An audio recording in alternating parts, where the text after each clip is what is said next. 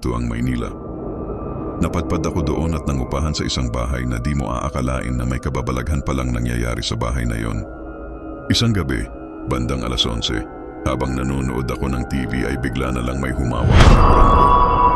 At nang tingnan ko kung sino ang taong humawak sa akin ay wala akong nakita.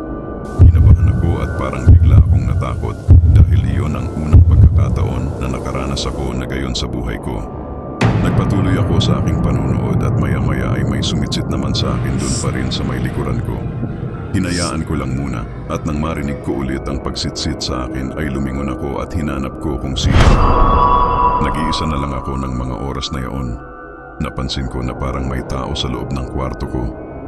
Unti-unti akong lumapit sa aking kwarto at dahan-dahan kong sinilip ang loob at nang buksan ko ng dahan-dahan ang ilaw, wala akong nakita.